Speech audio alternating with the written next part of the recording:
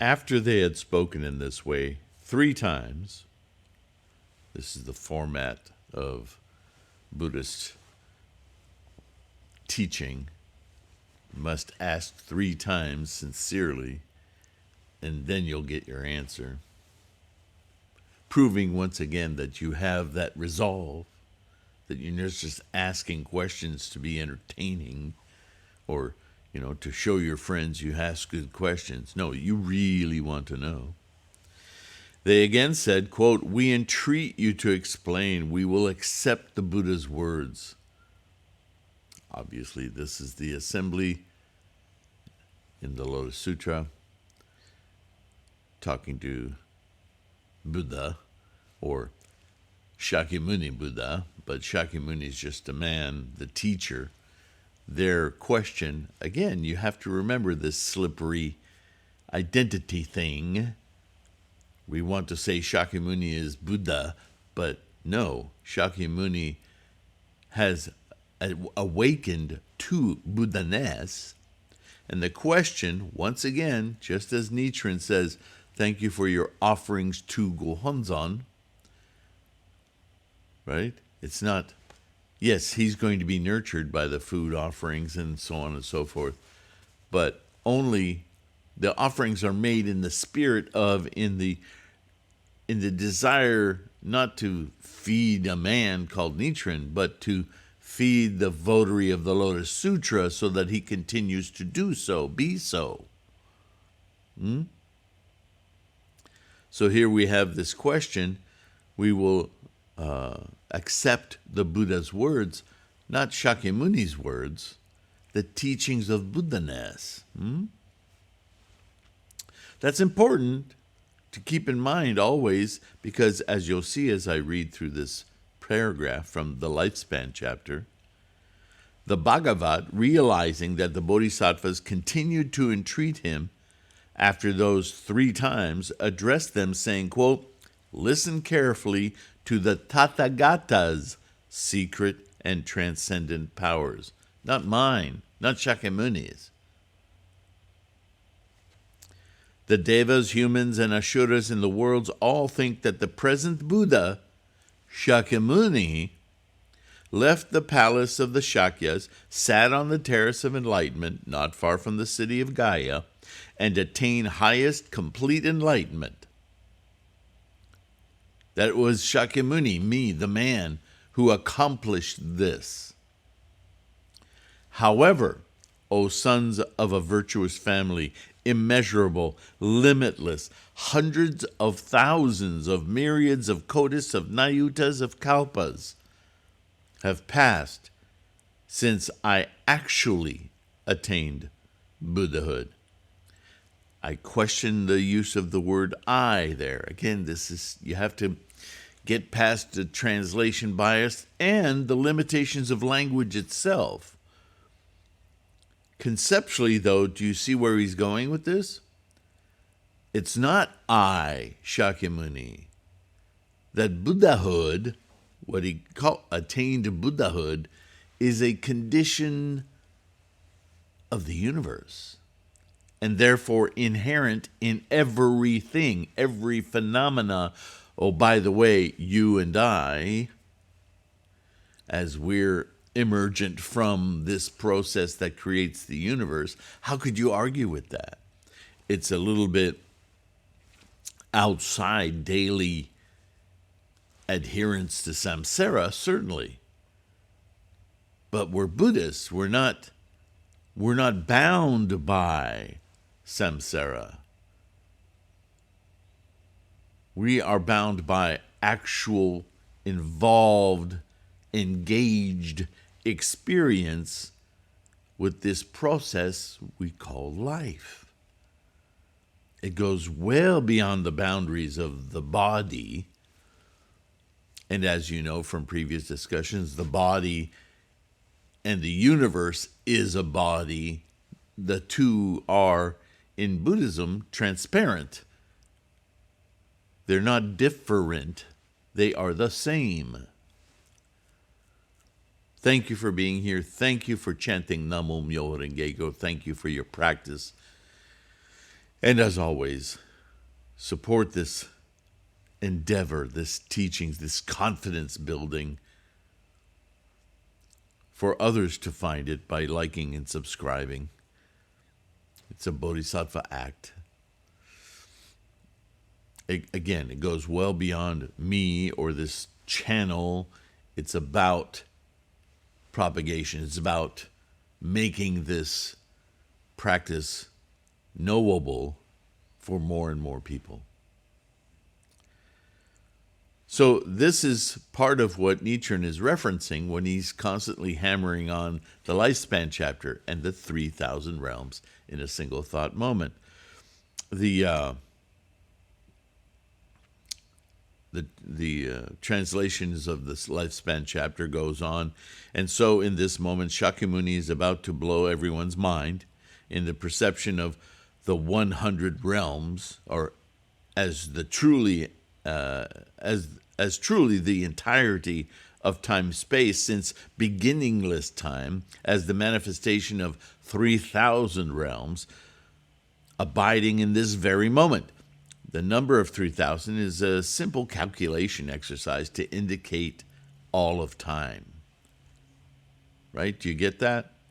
We have these devices, skillful means throughout the teachings of Buddhism, and there's a lot of these calculations, the grains of sand and going through many worlds, and how many worlds would you have then? All of it is to push your mind outside of its regular confines, yeah? And so 3,000 realms in a single thought moment isn't about identifying each and every realms. And we forget this when we get obsessed with the 10 realms, the 10 worlds, hell, hunger, right? We identify. That identification is only to indicate the incredible spectrum of life experience, what life looks like in its incredible variety of potentials. We can't possibly know all the potentials. We do know, conceptually though, that all those potentials are constantly abiding and available to experience. And given a choice, we want to experience the most magnificent, the most life-affirming, rather than the most difficult and confounding and bewildering. Right? If you have a choice to have fun or to have misery, which are you going to choose? Seriously. We've all known somebody who seems to choose misery. But in my experience, those people generally do so because they don't think they have a choice. It's actually more comfortable to them to just be in misery than it is to go through the tremendous effort to climb the hell out of there. But with Buddhism, with Lotus Sutra Buddhism, which you could argue is the very essence of Buddhism, it's the whole reason Siddhartha went on his path of enlightenment, is the easiest, simplest, most direct thing to do.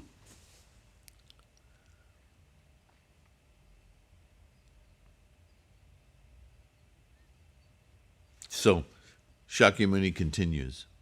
Suppose there was a man who ground 500s of thousands, myriads of kotis, of nayutas, of incalculable, it's not enough, he now has to actually use the word incalculable, great manifold cosmos into particles. All right, here we go. We have to imagine grabbing everything in the universe. Even 3,000 years ago, you knew stars were things out there, way out there. If you grabbed all of what is observable and you ground it up into powder, I mean, okay, mind blown. But that's not enough. We have to go beyond your reasonings to really bring this home. And while passing through 500,000 of myriads of kodas of nayutas of incalculable lands to the east, now we're traveling with somehow we have the grains of the entire universe in a backpack. Okay. You get this as an analogy, right? And we head off. He drops just a single particle. And in this way, he continued to drop the particles as he went toward the east until they were all gone. Dropping one particle for each land. And he just keeps going. Well, obviously, this isn't on the earth anymore. Right? O sons of a virtuous family, what do you think about this? Can all of these worlds, realms, be calculated or not? Of course not. Can one imagine all of these worlds, calculate, and know their number or not? So this is clever, right? He's using our ability to reason. He's using our rational mind to indicate that with our rational samsaric mind, we're incredibly limited in our thinking. We can postulate the absurd reality of the universe, but it's not immediately, we're not immediately aware. Although if we think about it, yeah, makes sense. Twists the melon, as it were. Bodhisattva Maitreya and the others together addressed the Buddha, saying, "Oh, Bhagavat, these worlds are immeasurable, limitless, incalculable, and beyond our power of conception." Bingo. Even all the Shravakas and Pratyeka Buddhas with their knowledge free from corruption are not able to comprehend them or know their number. Although we abide in the stage of non-regression, bodhisattva, we cannot understand it. O Bhagavat, such worlds as these are incalculable and limitless. We get it. Then the Buddha addressed the assembly of the great bodhisattvas, saying, "O sons of a virtuous family, I will now explain it clearly to you." Really? That's going to be good. Suppose all these worlds, he continues, these realms, whether or not a particle was left in them, were reduced to particles, and each particle represented a kalpa. So now, well, you do the math. It's bewildering, yes? But even so, there is a finite number of them, imaginably. And if each particle created by grinding all of these immeasurable universes represented a kalpa. Whatever a kalpa is, I don't care if it's a day, a week, an era, as it's often translated, right? 1,000 years. The period of time since Buddha, or in this case, I became a Buddha, that's confusing language. We're really talking about Tathagata, this state of knowing, ability to know, would exceed these by hundreds of thousands of myriads of kodas of nayutas of incalculable kalpas. Since time, it's really just a complex way of saying, as we've read elsewhere, beginningless time. The moment of formations, the moment energy had causal, had work, had action, had somehow been, what's the word I've used now? A couple of times, best word, agitated. Since then, I've been constantly residing in the Saha world or realm, teaching the Dharma and inspiring sentient beings. Is he talking about Shakyamuni here? He's talking about Buddha-ness, the quality of the engine of life. Once it starts, once somebody cranks the motor up, not somebody, sorry, wrong implication there, language. Once formations begin, they multiply onto themselves extremely quickly. Once potential is touched upon to instantiate, then it builds incredibly quickly, right? We call that the Big Bang in science. That's just a word we give it because it's so incredibly fast, the expansion of the universe, yeah? Inflation, that period of the universe inflating, yeah? And then it continues, but it continues, the space, the time grows. To say exponentially is inadequate. And it just becomes bigger and bigger and bigger. Potential is manifesting. The engine of life is in full rev. That doesn't require a human being. But a human being does precipitate from it. The very formation of you and I is due to this activity. It's just reasonable. You don't have to go la la land in order to get that. But we don't think that way normally. We're too obsessed with local experience.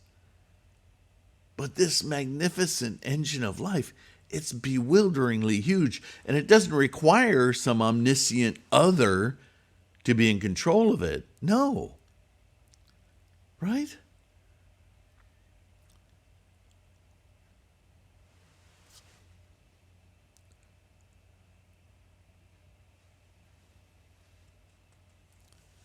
I have also been leading and benefiting sentient beings in incalculable hundreds of thousands of myriads of kodas of nyotas of other realms. See, he's talking about the essence of this life engine as Buddha-ness, but fully understanding that Buddha-ness, and this is why he's impersonating it, though it exists throughout all of time, it's not perceivable. It's not some entity of its own. It's only recognizable through the sentient mind. Only the sentient mind can go, aha, wow, that's incredible, right? A rock can't do that. A sun can't do that. Magnificent as a star is, it doesn't have a sentient mind. The universe does not have a sentient mind. You do. I do, I think. Joke. Sons of Virtuous family, during this interim, I explained about the Buddha Dipamkara and others. Furthermore, I also said that they had entered parinirvana. I have explained such things throughout the skillful means. Now, I interject, Shakyamuni is bridging his many decades of teachings for the people's capacity in his human lifetime with the extent of the profundity of his teaching without time or without restriction of time as the potential to be experienced through the use of the mind. He goes on, O sons of a virtuous family, if any sentient being comes to me, I perceive the dullness or sharpness of his resolve and other faculties with my Buddha eye, according to the way I should bring them to the path. I myself proclaim different names and lifespans in various places. In each case, I have also clearly stated that I would enter parinirvana. Through various skillful means, I have explained subtle teachings and have made the sentient beings rejoice. Now, how much more specific could he be? This isn't my translation. This is many scholars' translations over the decades, centuries, reading all the different languages that Shakyamuni's teachings were interpreted into. Remember, he spoke in Prakrit. It was all verbal. People memorized, and then those memorizations were put down in writing, whether it was Gandhari languages, Sanskrit, different forms of Sanskrit, Pali, Chinese, interpretations galore. When we finally get to English, even if you conceive of, there's going to be a lot of shifting of meaning through all these different cultures and languages. Hell, in China, they had to invent words for some of the stuff they read from Gandhari translations or Indian script. That those concepts didn't exist in Chinese language. They had to come up with new terms. Could you imagine every culture having this similar problem? Or simply wrapping a concept around enough words to believe they had captured it? Sounds like English. But what is Shakyamuni saying here? He's saying this Buddha-ness that exists throughout time without beginning, the formations of the engine of life. Through my teachings, I see some people are at different stages of dullness, ignorance, enlightenment. A student who's been studying my sermons for decades is going to have a different need for confidence and enlightenment than somebody who's never even heard of Buddhism. He's not saying you're stupid. He's not saying you're brilliant. He's saying everybody has a different starting point. But that doesn't prohibit them, whatever their starting point, from immediately achieving enlightenment. That's the amazing part of Namo Myoho Renge Kyo. It doesn't matter. But he says, the important word for me is, if any sentient being comes to me, comes to Buddha, I perceive the dullness or sharpness of his resolve and other faculties with my Buddha eye.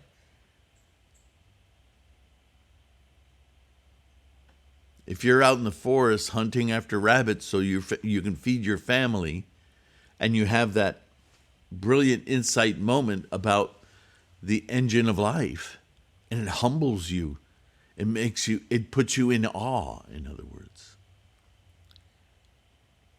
then what you need to know about what that sensation of awe is comes to you in your particular ability.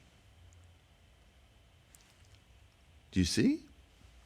He goes on to say, according to the way I should bring them to the path, I myself proclaim different names and lifespans in various places. I adopt storytelling that befits the logic, the experience, the knowing of that particular sentient mind. The stories are different because they apply different paths. Two different, but the goal is the same. So this is where we get that mixed up English of everyone pursuing their own Buddha. It's their own path to Buddha, and it's particular to every one of us. And then once again, I have to repeat, this is why we, each of us, each sentient mind, must do it for ourselves.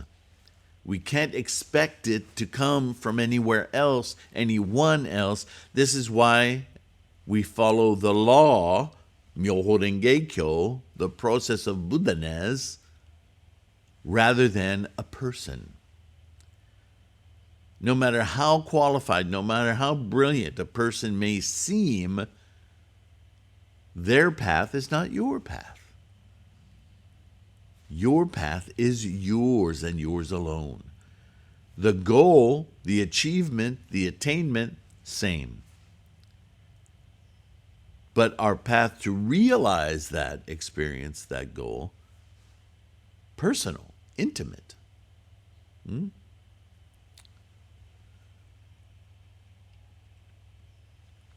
O sons of a virtuous family, to those beings whom the Tathagata, a word that speaks to the nature of Buddhaness rather than the physical embodiment of Buddhaness, the Tathagata perceives as taking pleasure in the inferior teachings who have few qualities and grave defilements. He teaches that the Buddha attained highest, complete enlightenment after he renounced household life in his young age. However, it has been a very long time indeed since I attained Buddhahood. I give such an explanation only to lead and inspire the sentient beings to enter the Buddha path through skillful means. If I tell you that I, Shakyamuni, attained enlightenment since the universe began, how motivated are you going to be to say, well, I can do that too? So instead, I tell that person, oh, look, I left my princely kingdom in the home of the Shakyas to pursue 12 years of arduous investigation and practice in order to attain this amazing thing. But I did it. I did it in this lifetime. I did it. You can do it too. Well, that's much more plausible as a potential.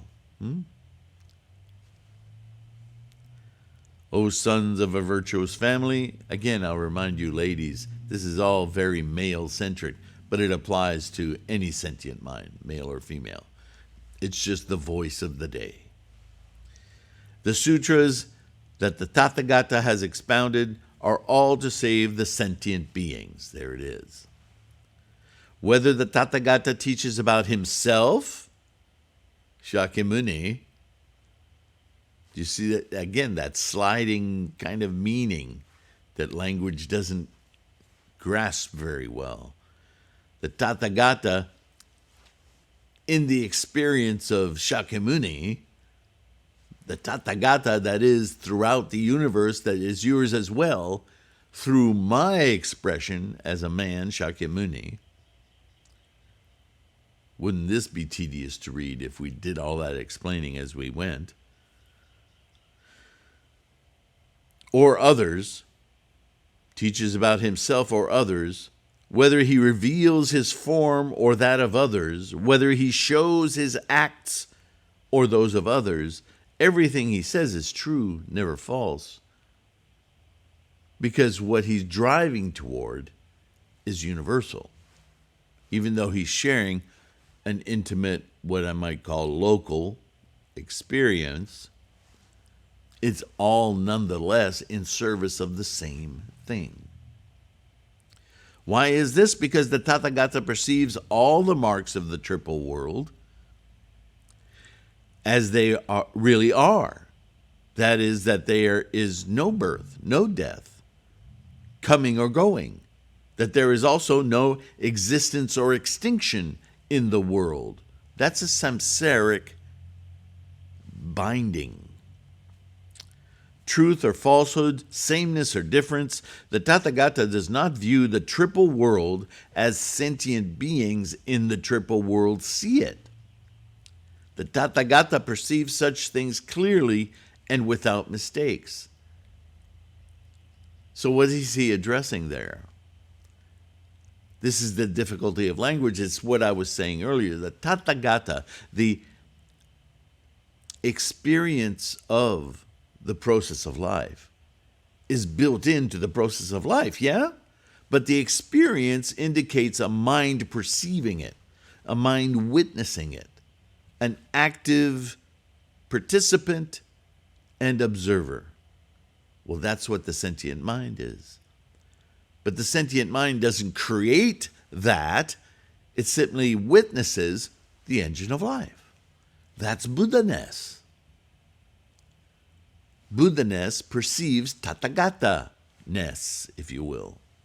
In this paragraph alone, Shakyamuni explores the understanding that the Buddha realm, the realm of the Tathagata, or Buddha-ness, is without time, or both outside and within time-space. This places Tathagata as an aspect of quiescence in transition to formation, the very instigator, the agitation of quiescence into its expression, its formations, that instantaneous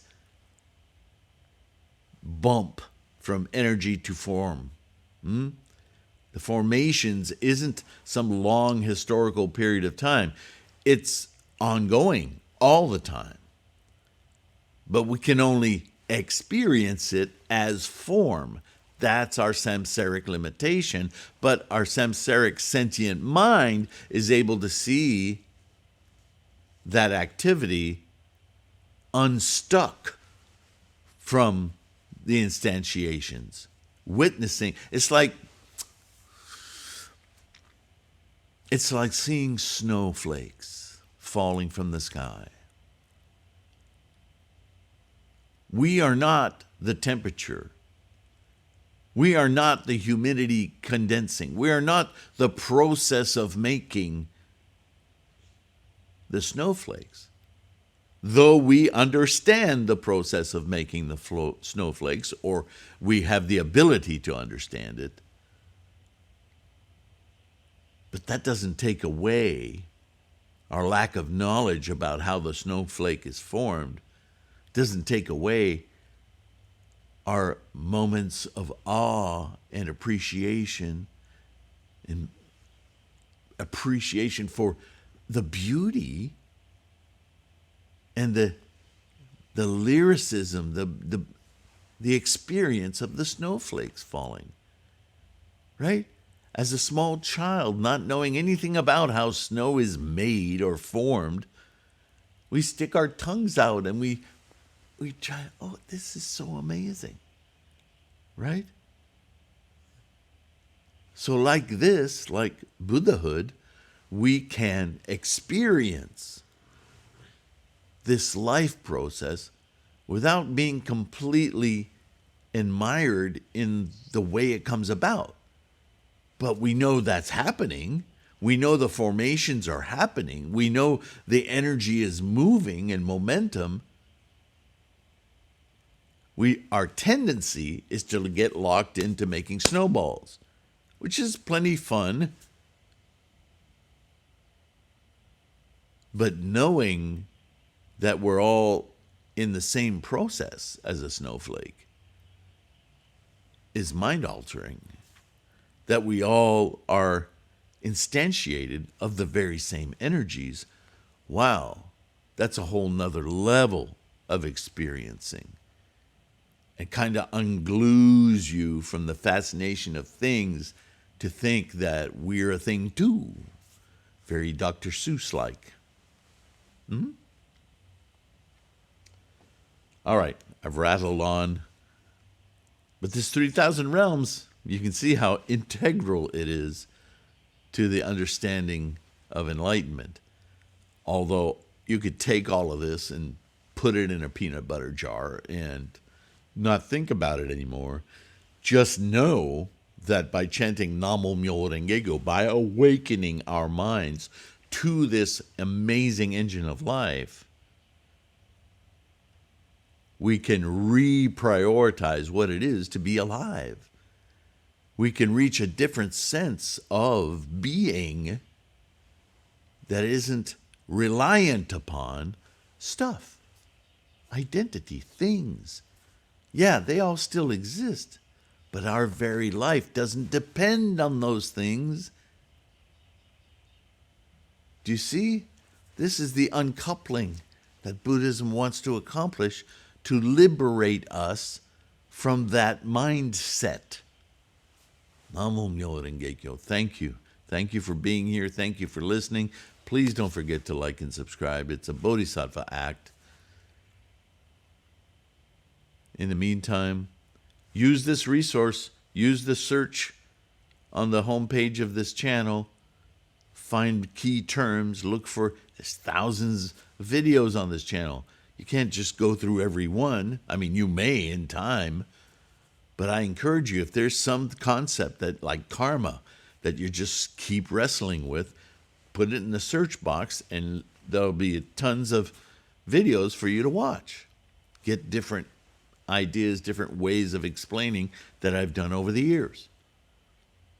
Go to the threefoldlotus.com website. Go to the core essential study materials. There's a bunch of standard questions that we have throughout our practice in the form of buttons, links, and there'll be PDFs or links there, mostly documents of my own research, some of which have turned into videos. But if you like reading, there you have it.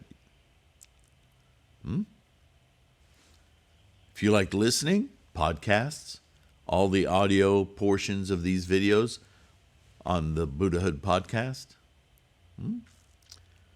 If you'd rather get a print book, you can go to lulu.com/spotlight/Kwun. There's a whole library of books I've made there. And now the ebooks page on the threefoldlotus.com website, where you can download and keep adding books to that for very accessible, affordable prices.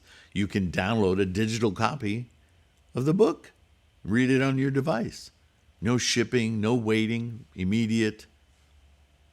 I'm trying to make these teachings, not my teachings, but certainly my insights and elucidations of Nichiren's teachings, Shakyamuni's teachings, Tendai's teachings, all of the teachings of Buddhism, easily available to support your practice. Keep your practice strong. Daily. Namo Myoho Renge Kyo. And in that regard, take care of your health. Be kind to yourself. Thanks once again. I'll see you in the next one. I'll be here. In the meantime, bye for now.